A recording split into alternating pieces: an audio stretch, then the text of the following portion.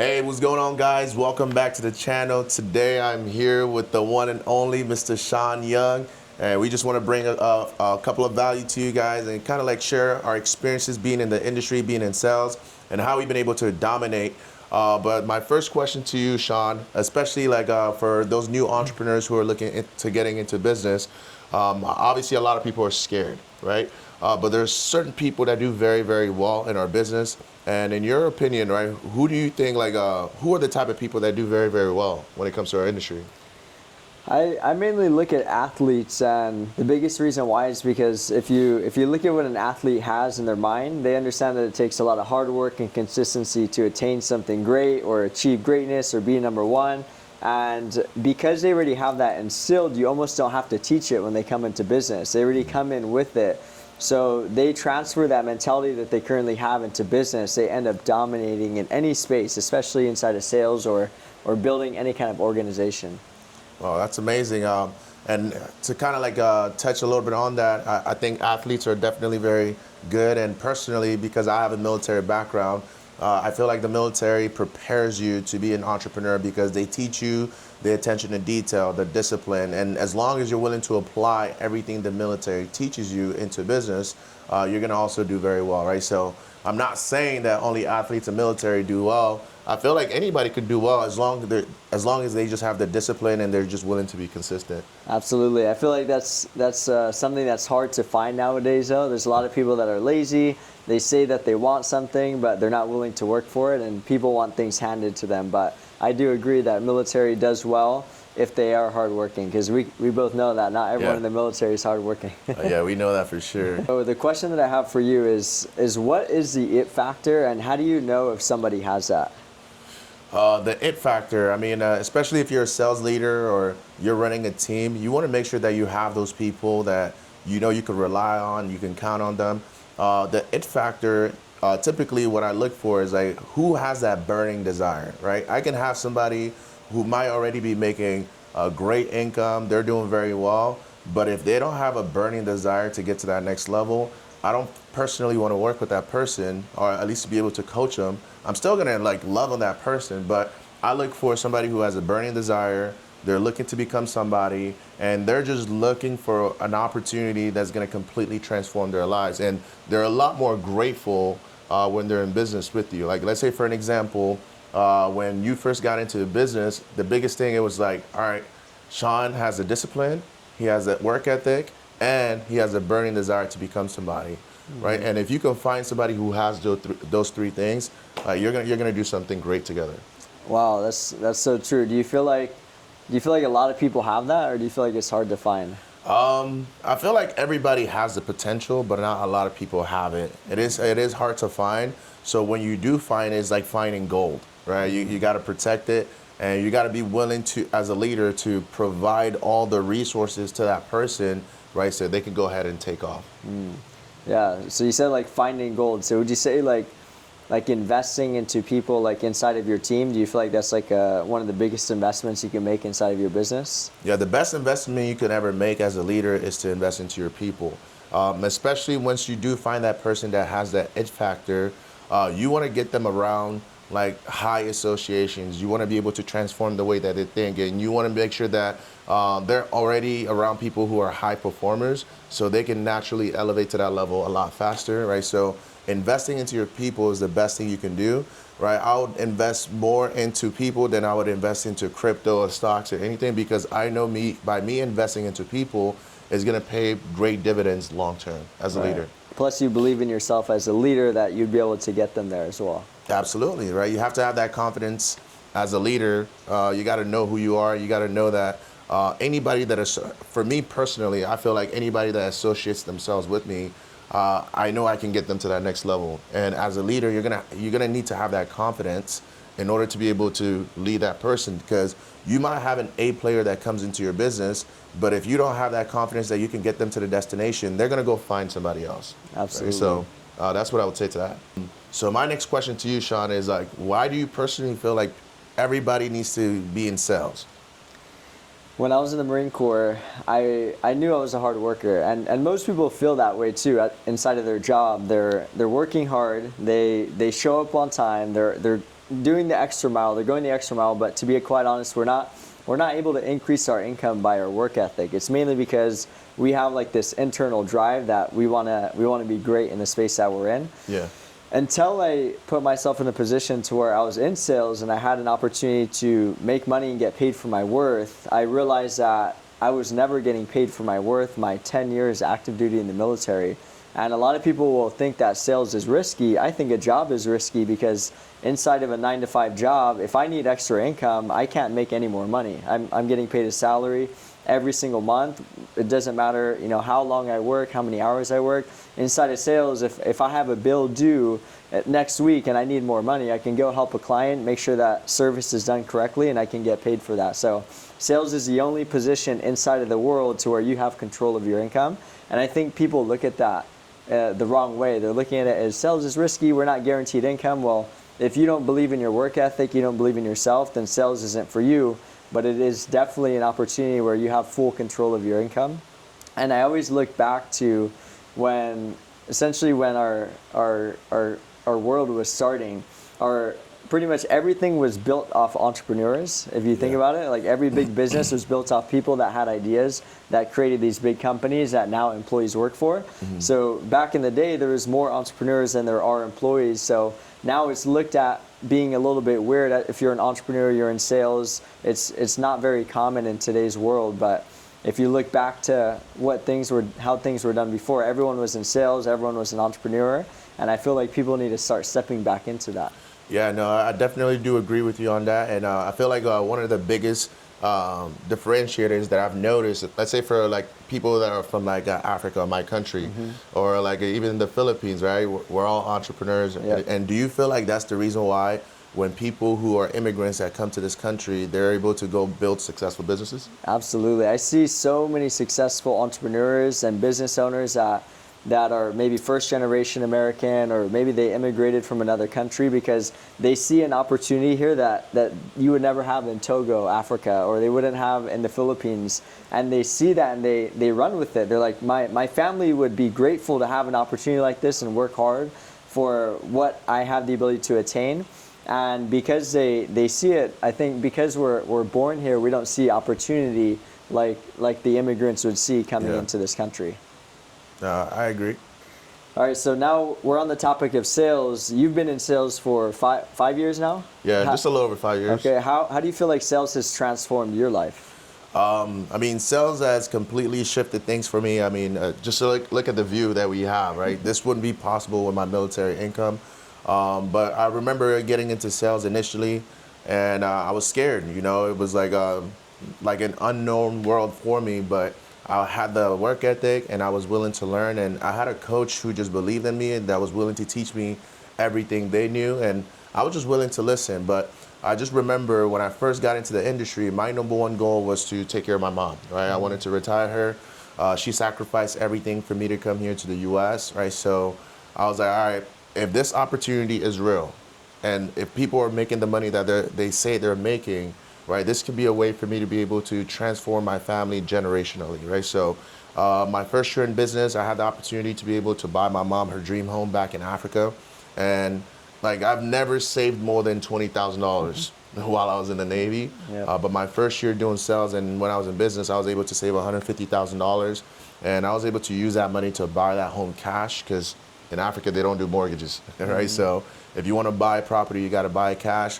And then from there, being able to retire my wife after she got pregnant with our first baby, my daughter, because I didn't want her to be in the military, being pregnant and being stressed out and having another man or woman just yell at her because she's feeling sick at work, right? So it allowed me the opportunity to be able to let her know, hey, you can stay at home. I got this. I'm making great income now, and you don't have to stress about anything. So it allowed her to be able to have that peaceful pregnancy. And since then, we've been able to impact and help so many people. Because one of the things that people don't realize, like when you get into sales, the impact that you're going to make, right? Because for me personally, the way that I saw it right out the gate is like, okay, if I help somebody right now with the product and services that we offer, obviously we're in financial services, not only am I helping that person right this second, I'm helping the unborn children. I'm helping that mom that's going to lose their husband, but because of the services that we put in place, they're not going to lose their home. I'm helping that kid who's going to lose their parents in a car accident because of a drunk driver, and they're not going to go into a foster system because of the strategies that we put in place, right? So when you start to realize that, especially in the line of work that we do, what you do actually matters, right? Sales becomes easy. Now I can sit down with anybody and I know that, listen, you might not see the value in what I do now, but you're going to thank me for it 10, 15, 20, 30 years from now. Absolutely. When you do need that strategy. Right. You have a product that pretty much everybody in the world needs, to be honest. Absolutely, right? Because a lot of the times, right, I mean, one of the services that we offer here is life insurance, right? And sometimes most people look at life insurance as like this bad thing, or they feel like they don't need it, right? Yes, you might not need it right now, but your family, eventually, you're not going to be here. Your family is going to need something to depend on, right? Imagine if you're a dad, right? And you're the sole breadwinner, or even if you're a mom and you're a single mom, or whatever that might be, right? If you don't have an income replacement plan, now you're putting your family in a very tough spot financially when you're no longer here.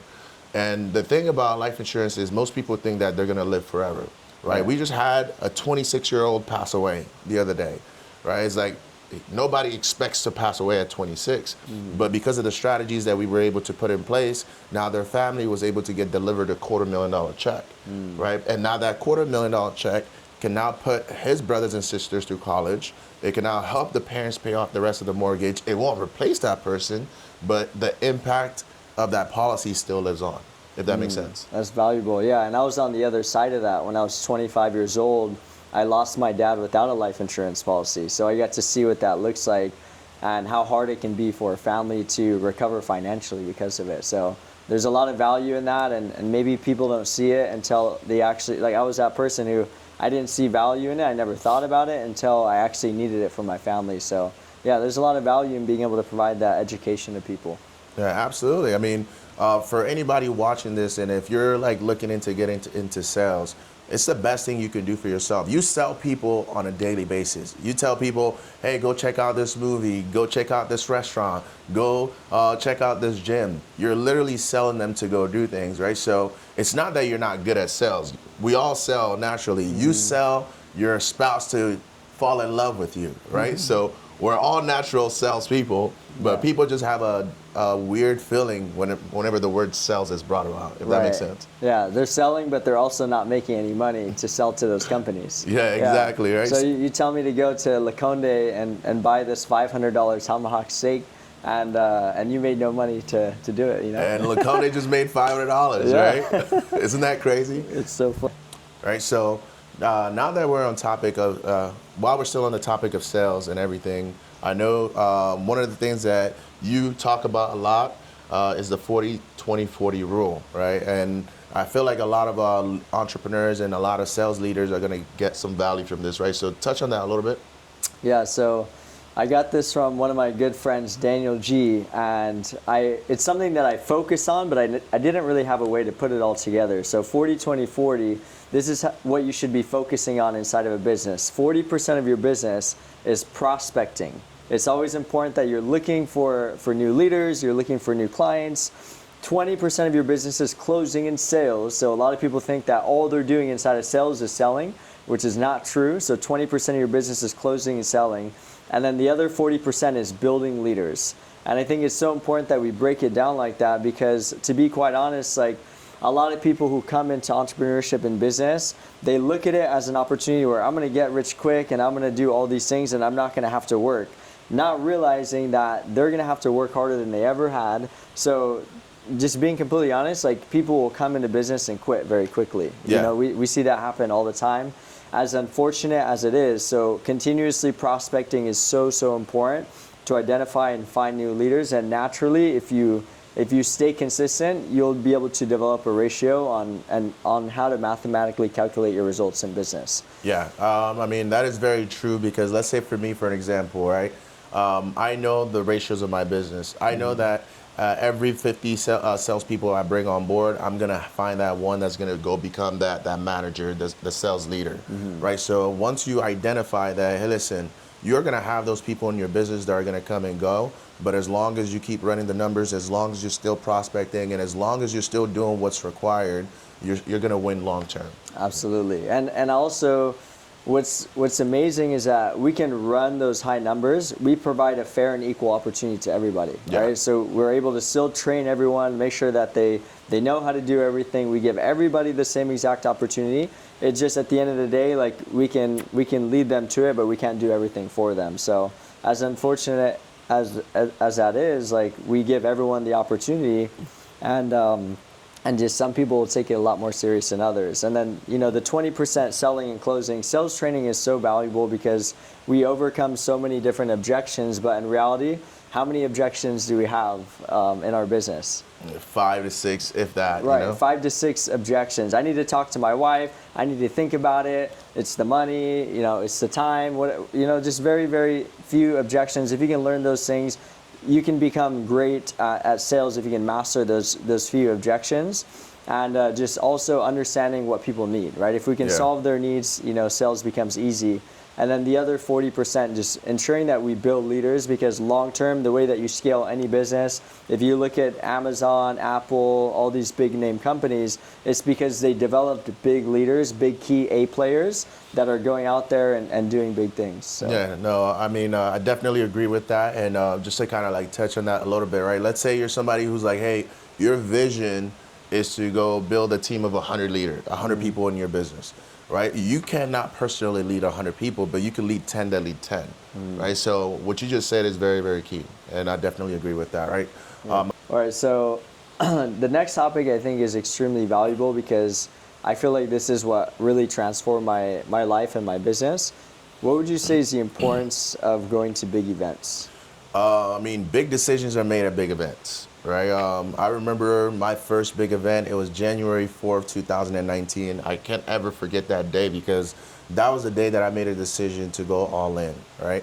And even though I heard the information multiple times, but once I was in that environment and I was able to see so many people who are winning, who are like having like this great success, and I'm just looking at all these people across the stage, and I'm like, man, these people are no different than me, right? If we were to cut our hands right now, we both would be bleeding the same color. They probably wear their pants the exact same way that I do, right? So the importance of going to big events is you're going to be able to now network and associate yourself with those A players, the people that are dominating in business, and you're going to realize like, hey, listen, they're just regular people. And if they can do it, you can do it, right? So anytime like your leaders or your friend invites you to like this big networking opportunity, a big event, I would highly recommend every single person to jump on that opportunity. But most of the time, most people look at the cost of going to the event, not knowing that it's going to cost them way more if they don't show up, right? So the biggest thing is like, you got to be willing to invest into yourself. You got to be willing to invest into your business if you're ever expecting to scale, if you're ever expecting to get yourself to that next level, right? So imagine if I never went to that big event because I was worried about how much that ticket is going to cost me.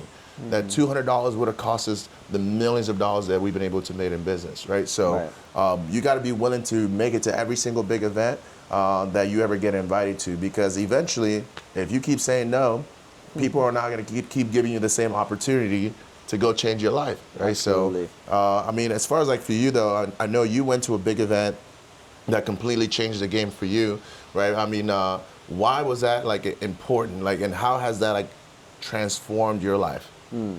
I realized this later in life, but I realized that there's a price and a cost of everything. The price of the event, let's just say it's $200.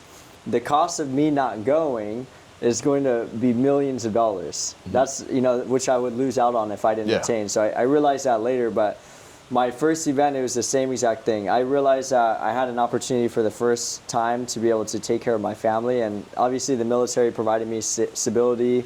I got a stable paycheck, all benefits were included, but I felt like I was meant for so much more inside of life, And I didn't need a glass ceiling over my head, and I needed an opportunity to where I can run without any limitations, and that's what, that first event made me realize, is that I have an opportunity for the first time in my life to go all in something that has my last name on it. And to me, legacy is very important. And if I have an opportunity to build something for my family, then I'm going to go all in. And that's what I realized at that event. So I also realized that we can't plan for breakthrough, but we can increase the odds. And going to big events is what helped me increase the odds to get closer to my leadership, understand exactly what I needed to do, and we were able to, become successful very quickly because of that. Man, that was so powerful. And I mean, hopefully you guys have been able to get some value out of this content today. And hopefully you're able to take some of the knowledge that we've been able to pour into you and you go apply it into your life. Because I just wish I had an opportunity to have something like this when I first got started, where I can learn from entrepreneurs who are still in the trenches, who are still building their businesses. Right? So we hope to see you on the next episode. Follow, subscribe, like, comment, right? Do all of the above, and we'll see you on the next one.